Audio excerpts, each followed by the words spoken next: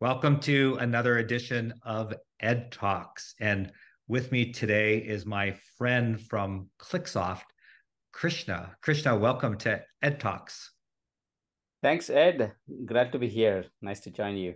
Yeah, so we're going to have a lot of fun in this episode because I want to talk about something called Scrappy Innovation. So you helped me on the second book, which just came out on Voices of Innovation right here.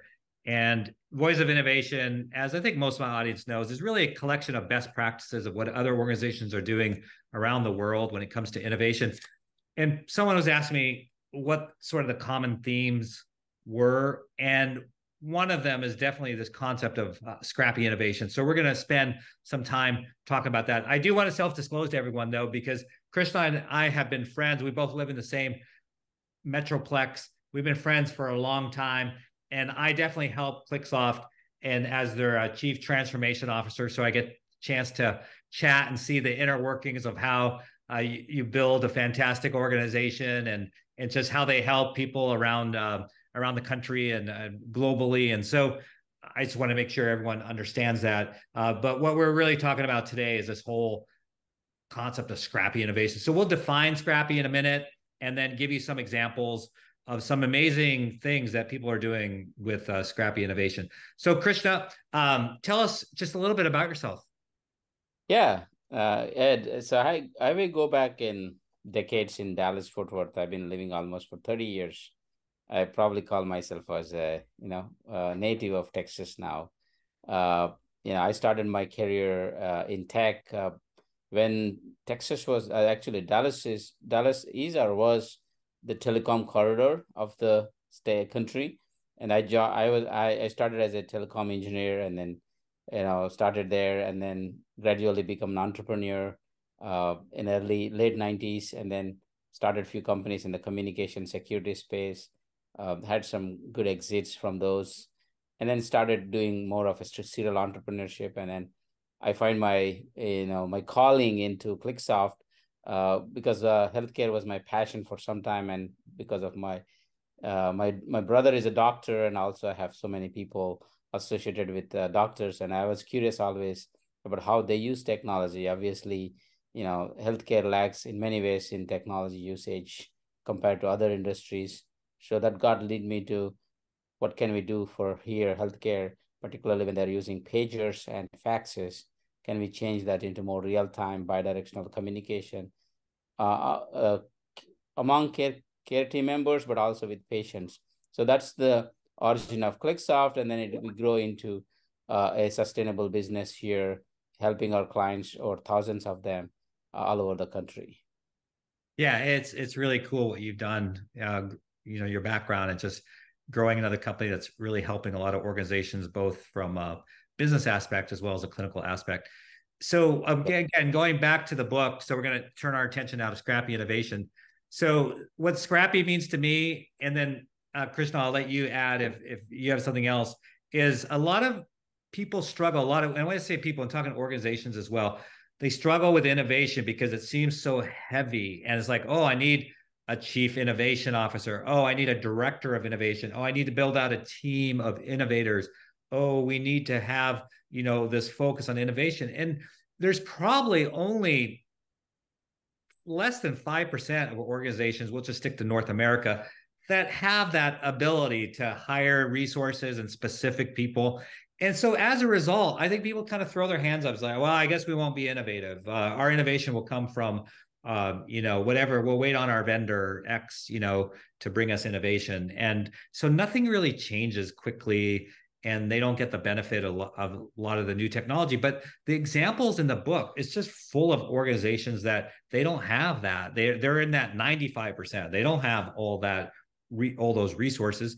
And that's what it's called, scrappy. They just make do. They see a need and they get involved and they make things happen. And it doesn't have to be expensive. So that's sort of my take on scrappy, but I wanted to see, what else you might have to add based on what you see, what scrappy means. Yeah, I mean, you're right on target, Ed, because organizations, particularly in healthcare, have been struggling with innovation primarily because of the organizational structures, and also the way they see things. But obviously, you have organizations at the outskirts who have really driven by one or two people of innovation mindset, and they don't care whether they have the whole structure in place to start innovating. All they do is they just go and find a right vendor partner who can help them to achieve those innovations, their what is on their mind. And we used to have in the software or the product world called minimum viable product. Yeah. And if you apply to an organization called minimum viable innovation organization, what does it take to be a minimum viable? It's just one person who has some authority and influence, and then a vision to achieve it, and ability to partner with somebody like a vendor like us. That's what First Choice and a few other customers have done with us.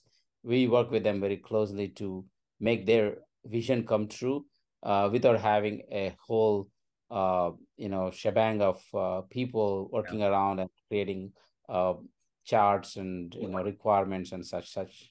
Yeah, yeah, you're right. Because again, going back to the book, or I think of my own experience, with innovation and how I got tied to it, and asked to create these books.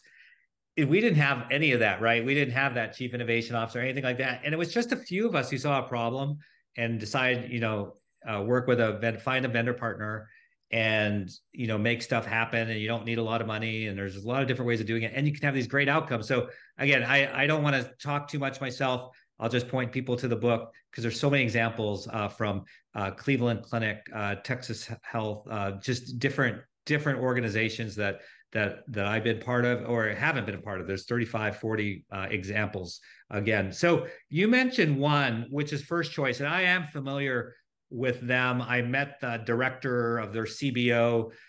He was actually on one of my more popular podcasts, because what he did, especially during the pandemic, was just amazing. And I know he partnered with you all. Can you share a little bit about that experience, that Scrappy innovation? Oh yeah. So again, Jose, one of the key decision maker and influencer there. He was just looking for a partner who can help them during COVID, for making sure that the patients get the information that they need. And and then he had some vision on how to make the patient journey more real. But obviously he's a budget constrained, and there's no official budget to go after, find dollars to. So he just approached us, and then we helped him with the Quincy, our platform, how we can turn on patient engagement, intake forms and bots and stuff like that. And as soon as he saw the bulb went off, right? So he immediately saw the potential of the platform, and then he started not only doing the stuff on his own, but also enabling the front office and back office people just to create the forms and bots that meet their needs. So what started as one bot and few forms grew into 75 bots and hundreds of forms, not just by him, but all the staff and organization, including physicians, doing stuff on their own. And then suddenly it kind of blossomed into a use case that they can all rely on across 25 clinics day in, day out, bringing those patients digitally, not, no paper pen and no front office staff in the waiting room. So they could achieve it in a matter of few months, all this stuff. It's just because he started the work, and then he kind of slowly evangelized. And then the platform allowed them to do so, because there's no heavy-handedness in our platform, primarily because it's all DIY plus white glove service kind of stuff. So we start with white glove, and then you can take that whatever we give and then make it into DIY on your own and build more use cases out of it. Yeah, and so rather than our audience hearing it from you exclusively, Krishna, we're going to drop in a couple of video clips of Jose, and I know in one of them he talks about that they increased patient throughput, so by physician up to 30%, 35%, just through automation. And not that every physician, some physicians chose not to take that many more patients, right, for quality of life and clinician burnout, but they just became more efficient. But the ones that were sort of towards the average or the above average increased throughput 35%, and revenue went up 15% or more, with that. But again, there's so many examples of how they used it to reduce burnout amongst the staff as well. So not just the clinicians, but amongst the staff. It's something else to behold. And obviously, there's some bias here. But if we go back to the concept and the purpose of this particular episode on Scrappy innovation, it's just a really good example of how to do it. And I love the fact that they could do it themselves after they learned how the system, and then everyone caught the innovation bug, right? It became a culture. There are other benefits also that I'll drop in a clip where he's talking about the non-financial benefits. What I loved is, because I have a lot of experience in this particular area, was the utilization, right, of a portal. So, it's hard to drive everyone to use a portal. I love portals. I'm sort of like wired that way, and I know you are as well. But a lot of the population isn't wired that way. And I believe, the statistic is that nationally, maybe 50%, you're doing well if you got 50% using your portal. And I think they automated everything to the 95% level. So 95% of their patients were reacting to the Scrappy innovation and engaging digitally. So that includes, right, it's the nation's largest neurology practice. So that includes patients who are older, all demographics, all severity of illnesses.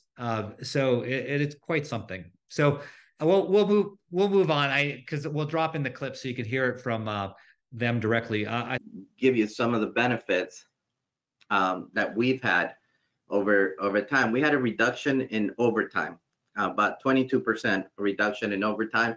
And this is just looking at the offices that are currently live on the system, primarily because if when you seeing patients, you're used to get all those forms. At the end of the day, most of the office staff was like scanning in everything that they couldn't scan during the day when they were with the patients.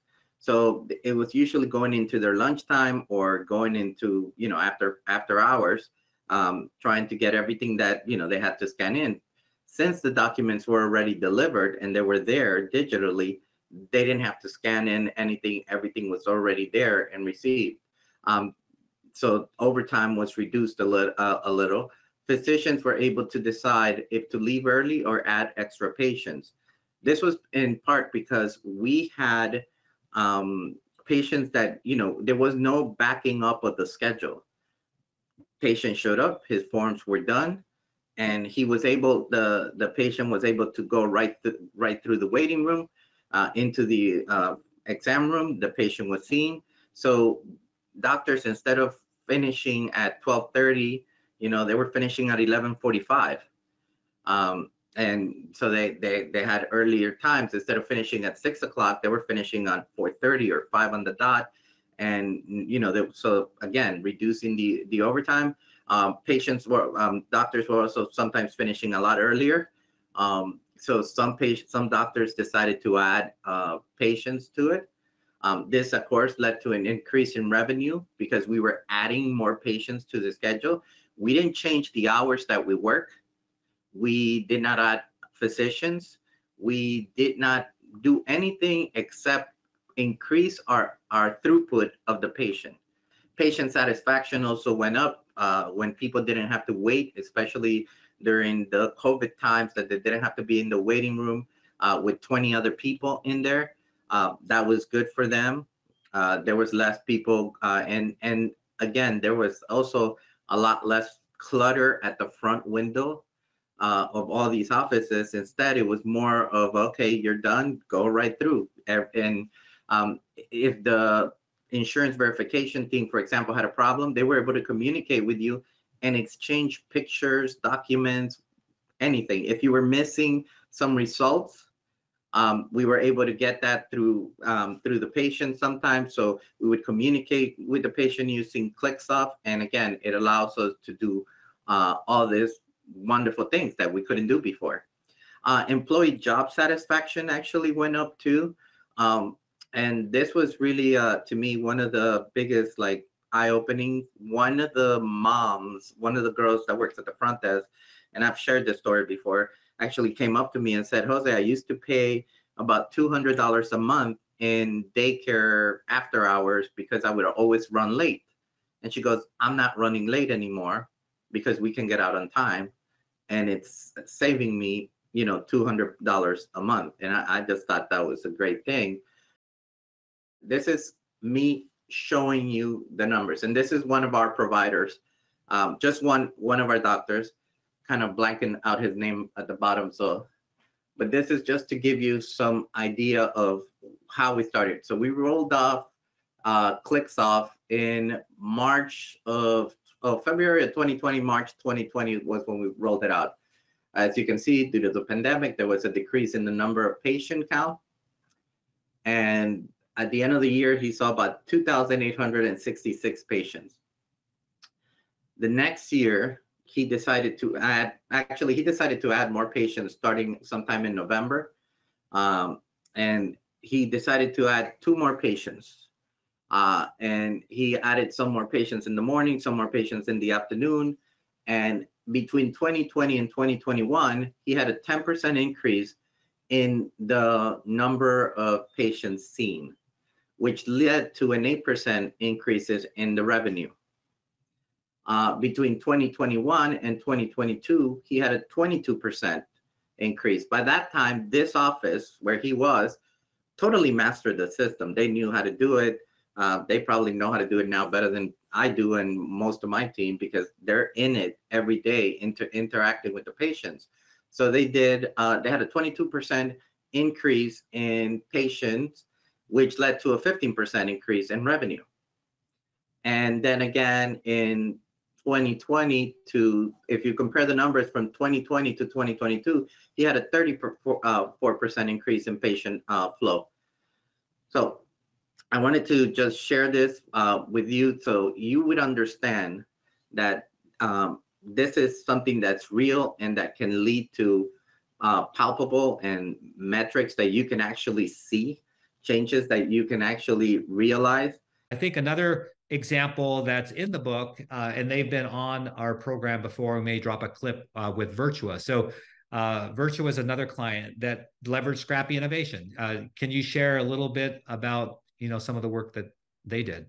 Yes, I think Virtua is mid-size health system in Northeast, and they had similar challenges, right? So they wanted to have a virtual ED kind of scenario where they want to cater to the customers or patients that are getting discharged. So they have an idea of what it requires, but they don't have the whole thing nailed down.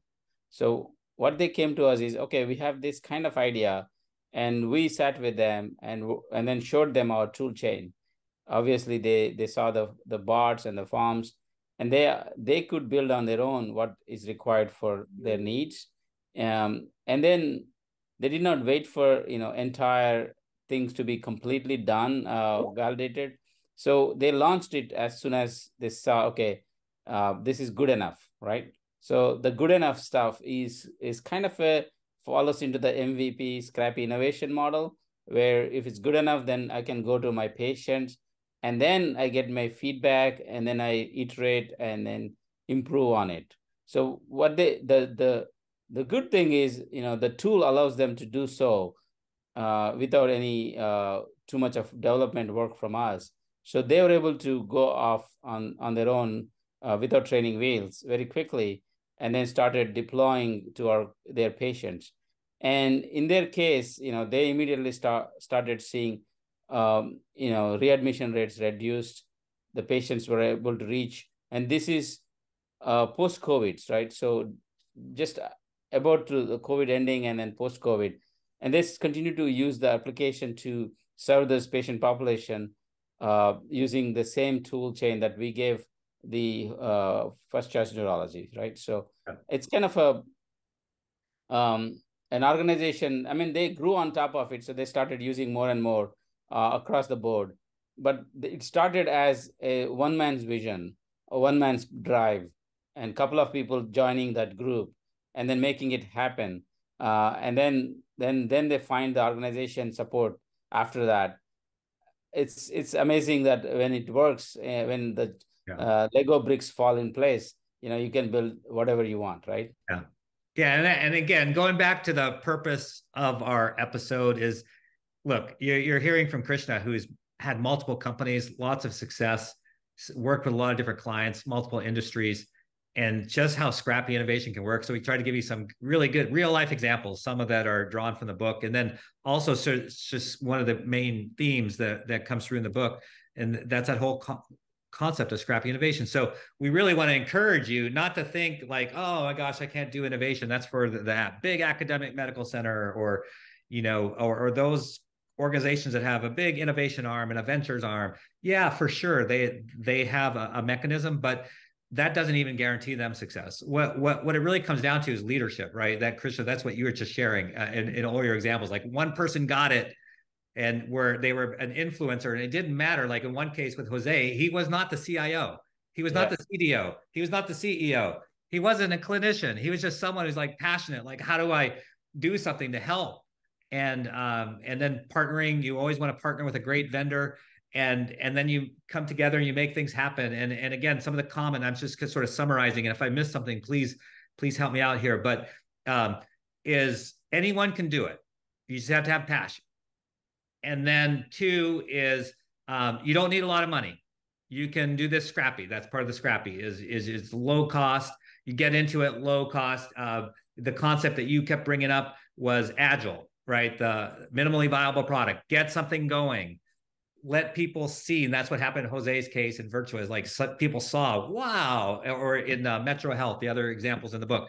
Wow, there's something cool going on here. And they just started building on it. Jose himself never imagined what it is today that they got going on there, which is so good for their patients and their experience and the clinicians.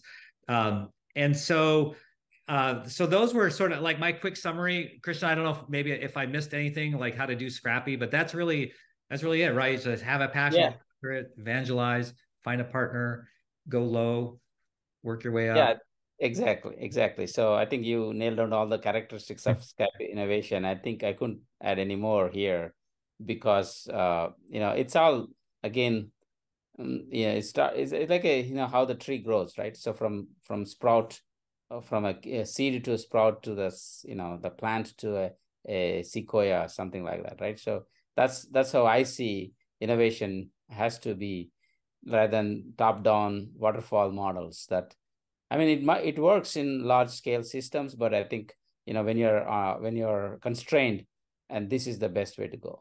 Yeah. And that's really, I'm trying really hard not to speak a lot, but I just want to drop something else, because maybe it'll help someone and it'll come across as arrogant, and that's okay if it does, but it's not meant to be. I was just a director when I started in healthcare IT. I was fortunate. I won't go into the story, but I came in as a director, and I worked in big superstructures where it was hard to get things done. But man, if you're passionate about something and you're relentless in that pursuit, you're going to end up saving people's lives. Yeah. Through the initiatives, you're going to end up improving people's lives. You're going to end up improving the quality of people's lives. You're going to end up helping with clinician burnout and staff burnout, because you're going to come up, and pretty soon you're going to be surrounded with others who catch it. But you got to start it, as it starts with you. So if you're listening, I'm speaking to all of you listening. I imagine there was a reason that you came and listened. And I just challenge you that if it's not you, then who's it going to be to do this scrappy stuff? You can do it. Anyone can do it. If I can do it, if Krishna could do it, some of the examples that we were just talking through, the individuals involved never would have imagined themselves doing what they are today had they not started. So go out there, be scrappy, save lives. Thanks, Krishna, for being part of our program. Thank you, Ed. It's been great speaking to you again.